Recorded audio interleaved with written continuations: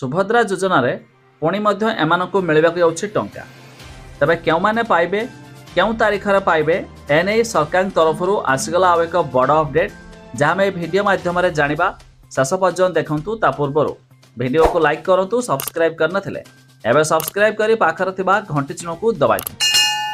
सुभद्रा को नहीं बड़ सूचना देले उपमुख्यमंत्री प्रभाती परिडा। सुभद्रा को नहीं भ्रमित न हेबाकू उपमुख्यमंत्री प्रभाती परिडा कहिसंती। से कहिसंती सुभद्रा को नहीं अनेक गुजब सृष्टि कराउछि, भ्रमित हुअंतुनी। बैंक रु टंका न उठाइले सरकार नै जिबा नै गुजब कराउछि। वास्तव में से भली किछि हेबो नाही, एई भली मिथ्या प्रचार शुणंतुनी। जो माने टंका पाइछंती सेमानक टंका तांकर सेमाने निजे मध्य खर्च करि पारिबे।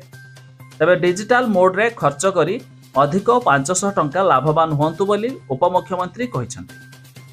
अन्यपटे सरकार 100 दिन पूर्ति रे उपमुख्यमंत्री प्रभाती परिडा अभिभाषण देई कहिथिले महिला को शक्तिशाली करिबा पई सरकार प्रतिश्रुतिबद्ध।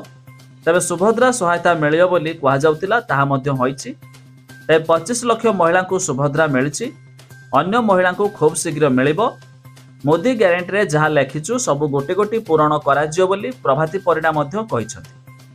तबे रिसेंटली अर्थात सेप्टेम्बर 17 तारिख रे प्रधानमंत्री मोदी जन्मदिन उपलक्षे 25 लाख महिला मध्य सुभद्रा योजना टंका पाइछंती। तबे जो माने बाकी रहिछंती सेमानकु सेमानकर डीबीडी ठीक करिया पई मध्य कुहा जायछि। अर्थात सरकार जो आधार कार्ड द्वारा टंका पठाउछंती तबे सेमानक निज निजर आधार कार्ड रे बैंक अकाउंट लिंक अछि कि नहीं ताहा जांच कर दियंतु। जदि नथिबो ताहाकु मध्य सठिक कराइ दियंतु। तबे सरकार खूब शीघ्र जेतेबेला टंका पुणी पठाइबे तबे आपणक खाता रे मध्य जमा होई पारिबो। एथिपई आपणकर डीबीटी ठीक कराइ नेबा जरूरी।